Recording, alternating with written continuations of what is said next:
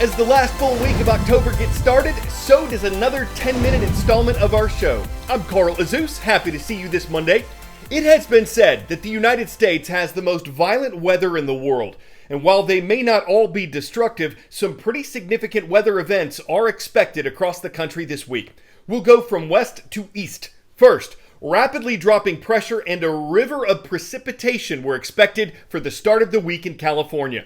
You might think this would be good news for areas recently scorched by wildfires. However, what's unique about this is it's pulling in moisture from the Pacific Ocean from an atmospheric river, and that is going to translate to very heavy rain and very heavy snowfall across the mountainous regions.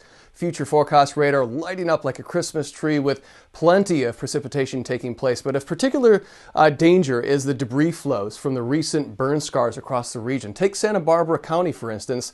The LSL burn scar actually under a mandatory evacuation order. That means there is a direct threat to life and property within that area because simply the ground cannot handle that amount of rain, considering that we've got a scorched earth, and with that mountainous terrain across the region means debris flows are possible. By the way, debris flows can pick up rocks, mud, trees, and they travel anywhere from 30 to 50 miles per hour, so they can cause significant damage. So you'll want to heed evacuation warnings in your community if you do have them.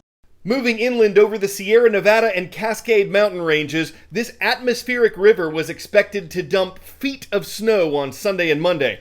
Weather officials said that could lead to road closures, with driving conditions expected to be impossible anyway. And over the central part of the U.S., as a cold front from the north bulldozes into warmer, humid air, officials said severe weather was possible early this week in Arkansas, Illinois, Indiana, and Missouri. That could include everything from damaging winds and hail to tornadoes. The front will drag down temperatures as it moves east, and meteorologists say if strong northeasterly winds develop over the American Northeast, the type of storm called a nor'easter is possible. They're not sure yet if this will happen, but they said on Sunday that some computer models were showing potential for coastal flooding and as much as half a foot of rain for New England. That could take place about midweek. Everything weather-related would coincide with peak fall foliage season in the U.S. CNN 10 contributor Tyler Malden explains why the leaves change color. This is the best time of the year, Carl. Cooler temperatures, the holidays, pumpkin spice everything, and oh yeah, fall colors. But why do the leaves change color? To understand why, think back to photosynthesis and chlorophyll. Photosynthesis is the process by which plants or trees create their own energy through sunlight, water, and carbon dioxide. Chlorophyll is a key component of this process and is the reason leaves have a green color. Photosynthesis comes to a halt as the amount of daylight shortens during fall, telling the tree to shut down for winter.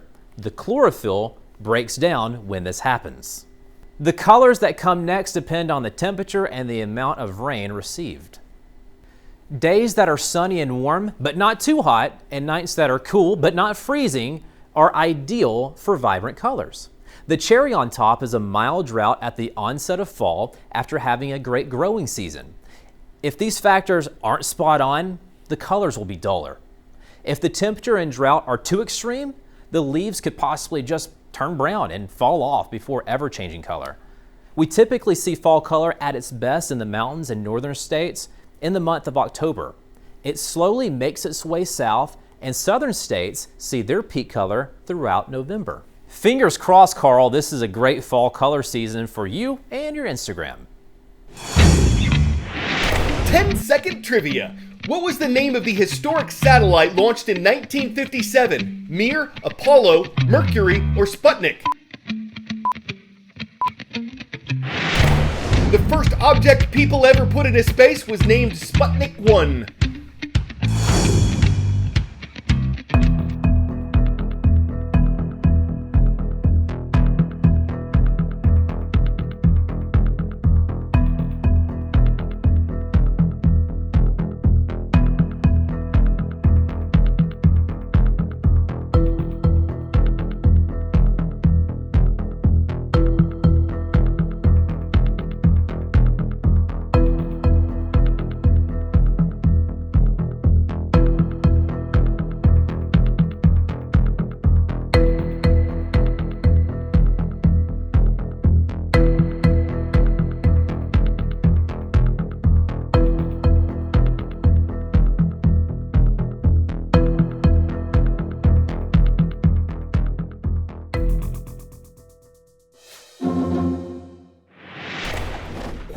There is going to be a major shortage of toy products this year.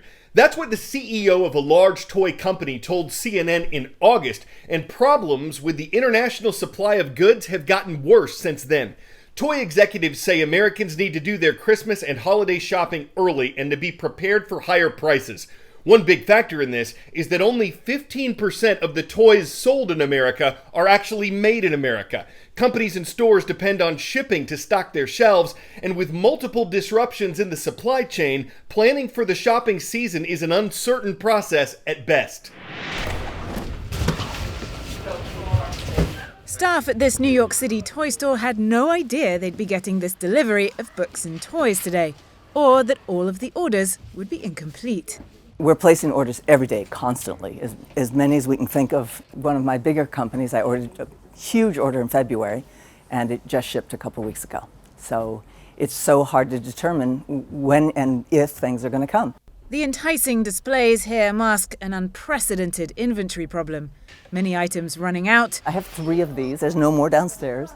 I have 3 of these, there's no more downstairs. Others in oversupply. I've got about 20 times that in my basement. And behind the scenes, this is what my very messy office looks like, with shipping out to be done and shipping in to process. Christina Clark says she was warned by suppliers to stockpile ahead of the holidays. 85% of all toys sold in the US are imported, according to the Toy Association. And right now, the ships that carry them, mostly from Asia, are stuck in a giant maritime traffic jam, the result of surging demand as economies recover and ongoing COVID-related disruptions.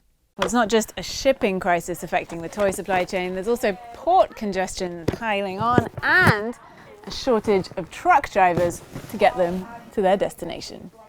That combination of online shopping, COVID shutdowns, resupplying things that were out of stock, and the holidays together have all combined into what, really is a crisis of shipping and a crisis of consumer products. And it's sending costs skyrocketing. The average shipping container has gone from somewhere right around $3,000 to around $24,000 on the spot market. Christina Clark says many of her suppliers have raised prices twice this year, and some are now tacking on a shipping surcharge, most of which she isn't passing on to her customers. Financially, how is this affecting you? Well, I just have a lot of debt. I have a huge amount of debt and hope that it will be covered. Her message to customers: start your holiday shopping now. This will not be over by Christmas. Claire Sebastian, CNN, New York.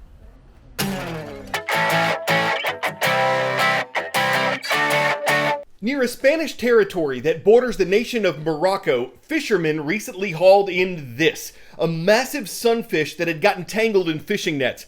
Before setting it free, they measured it at 10.5 feet long and 9.5 feet wide, and scientists estimate it weighs around 4,400 pounds. They couldn't find out for sure because the scale on the fishing boat was in danger of breaking. Sunfish are believed to be the largest bony fish on the planet, but there's a lot that scientists just don't know about them. So would you say that was a fish story? That the fishermen were just fishing for attention to hook, catch, and free you into an ocean of wonder? That's not what they're all. A trout and the grouper of pictures prove they're in the swim and making waves. The only thing fishy about it was that it was a thin chance for us to leave you awash in a sea of puns. Despite the fish, today's show is for the birds, the rice birds. That's the mascot of Stuttgart High School in Stuttgart, Arkansas. We're glad you Arkansas today's show, and we hope to see everyone again tomorrow. I'm Carl Azus.